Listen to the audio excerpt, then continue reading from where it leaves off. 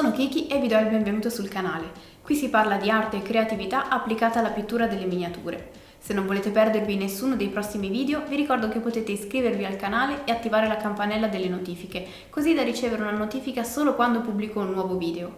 Vi ricordo che mi potete trovare anche su Twitch, Instagram e Facebook, dove ogni giorno condivido nuovi consigli sulla pittura delle miniature. Se volete entrare a far parte della community, date un'occhiata alla descrizione qui sotto, ma non perdiamo altro tempo e cominciamo subito. Nel video di oggi vedremo come ricreare l'effetto del tessuto cangiante della giacca e quello delle paillette della canottiera, usando come modello questo mezzo busto stampato in resina di Loot Studio. Il cyberpunk con gli innesti meccanici e lo stile appariscente lo vorrei portare più spesso qui sul canale, quindi fatemi sapere qui sotto nei commenti se vi piace l'idea. Partiamo quindi dalla giacca, per la quale ho scelto di differenziare il primer e usarlo chiaro. La comodità di darlo a pennello è anche quella di poter scegliere di zona in zona qual è il più adatto. Partiamo quindi dal colore base, un turchese acceso, da stendere sull'intera superficie della giacca. Per mischiare i colori sulla wet palette e talvolta stendere i colori base, consiglio sempre di usare pennelli un po' rovinati per evitare di danneggiare quelli buoni, a meno che non si mischi con molta delicatezza. Il tessuto cangiante che facciamo oggi è sicuramente un effetto insolito, ma si presta perfettamente agli indumenti appariscenti e colorati dello stile cyberpunk. Per capire come dare l'idea di questo effetto, dobbiamo capire che riflette diversamente in base alle diverse angolazioni del tessuto e che assume un colore diverso in ognuna di esse. Seguendo come forma il cilindro, che ritroviamo nel busto ma soprattutto nelle maniche, riusciamo a capire bene come agire. Ci serviranno colori specifici per le luci e per le ombre e per tutte le tonalità intermedie. Partiamo quindi con le luci, da schiarire con un turchese ancora più chiaro o semplicemente aggiungendo avorio o bianco più giallo a quello precedente. Il solo bianco lo desaturerebbe davvero troppo. Cerchiamo quindi di visualizzare ogni parte come un cilindro, individuando la striscia più sporgente, quella più in evidenza, che verrà quindi colpita direttamente dalla luce. Lasciando ampie zone del colore che abbiamo steso prima e senza entrare in nessun recesso, coloriamo porzioni delle pieghe del tessuto sulle maniche, la parte alta delle spalle, ma anche il profilo più esterno del lembo frontale e la parte più voluminosa del retro. Qui sarà tutto più dilatato, visto gli spazi maggiori rispetto alle maniche, ma si seguirà la stessa logica. Creiamo un mix tra i due colori usati finora per sfumare velocemente le linee di stacco, così che tutti i punti di incontro tra una tonalità e l'altra siano più lisci e morbidi.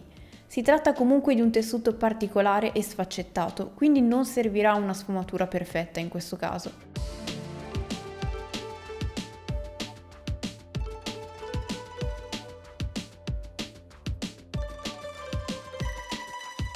Prendiamo del viola non troppo scuro, a cui uniamo turchese e una punta di magenta nel mio caso, per renderlo più brillante. Con questo andiamo a creare con precisione tutte le zone di ombra. Coloreremo quindi i recessi tra le pieghe del tessuto, le zone più nascoste e quelle che non ricevono la luce per altri elementi vicini, come ad esempio nella zona della tasca.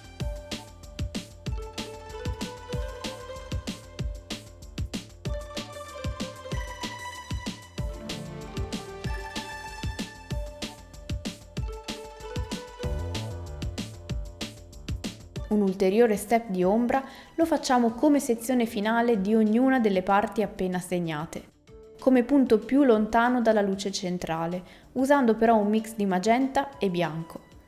Più che un'ombra, dato che non è più scura e non la si può definire un'ombra, è più da vedere come una variazione cromatica che identifica tutte le parti del tessuto che hanno una medesima inclinazione e che quindi riflettono la luce in modo diverso.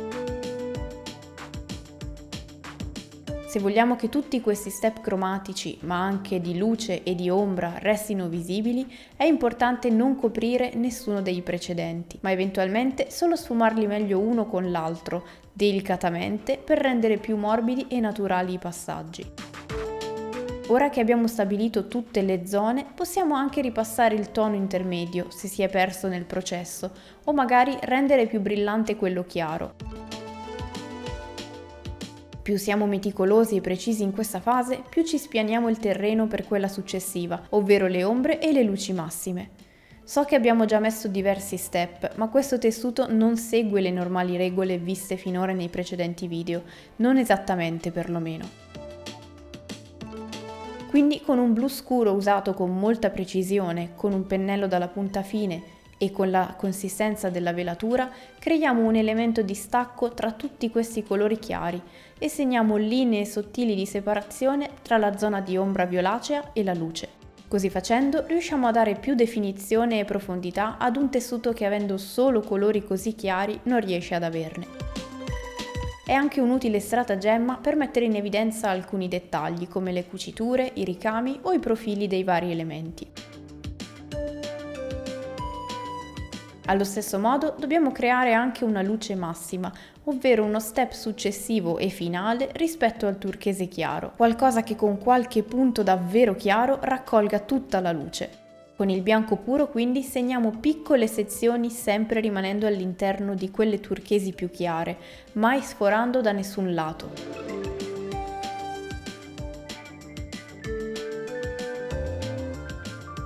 Sfumiamo anche questo step e siamo pronti a passare al successivo.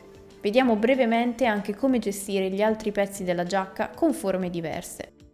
Per la parte del colletto illuminiamo i profili e scegliamo un punto luminoso al centro della striscia frontale, come se fosse una linea trasversale. Seguiamo la stessa logica dei colori usati prima, scurendo anche le ombre e definendo il tutto con i profili blu scuro.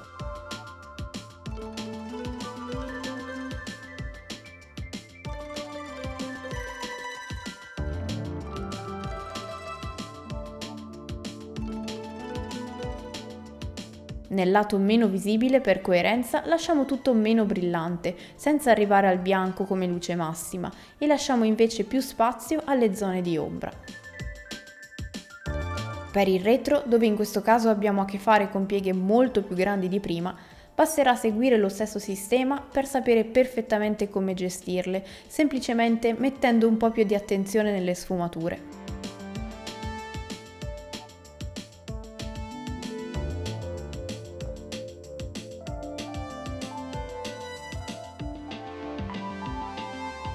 Essere partiti da base chiara ci ha permesso di ottenere un risultato vivace e luminoso, cosa che avremmo fatto davvero fatica a ottenere partendo da base nera.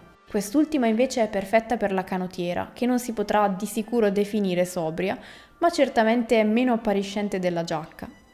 Partiamo quindi da base blu scuro, lo stesso usato prima, con il quale coloriamo tutta la superficie. In questo modo ci saranno anche dei richiami cromatici con il resto, ma con un livello di luminosità più bassa. Aggiungiamo quindi pochissimo bianco e diamo volume al tessuto seguendo le forme del corpo. Sarà l'unico passaggio di questo tessuto in cui useremo campiture piatte, perché poi creeremo l'effetto paillette.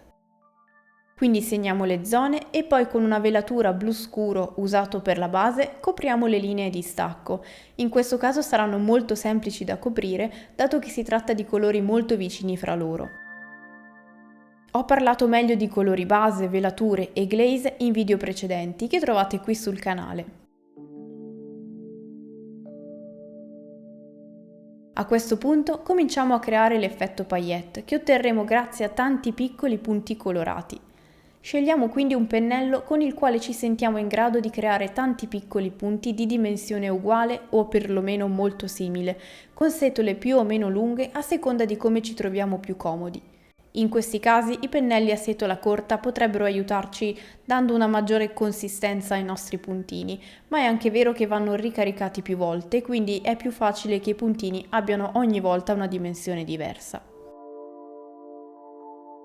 Qui sto facendo delle prove con il bianco, ma partiamo con un blu appena più chiaro di quello che abbiamo usato poco fa. Riempiamo con precisione tutta la zona di luce, quella che prima abbiamo segnato di blu con questi piccoli puntini, evitando accuratamente tutte le ombre. Questo perché le paillette in ombra non riflettono quasi niente di luce, quindi per semplificare e dare più profondità all'effetto illuminiamo progressivamente solo quelle in luce.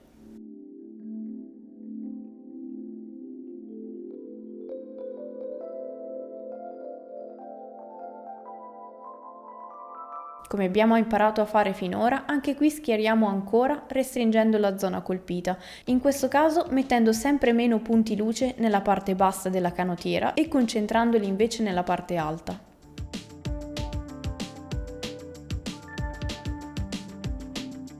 Evitiamo anche il profilo adiacente alla giacca, quello che rimarrebbe in ombra. Per dare l'idea che il turchese della giacca si rifletta anche nella canottiera, lo inseriamo nella miscela e creiamo delle variazioni cromatiche nelle zone in cui abbiamo creato le altre paillette. Non dobbiamo segnarle a distanze uguali né lasciare spazi vuoti tra loro, quindi anche farle sovrapporre alcune parzialmente enfatizzerà l'effetto di luce. L'importante è che non sia un effetto piatto, ma molto variegato.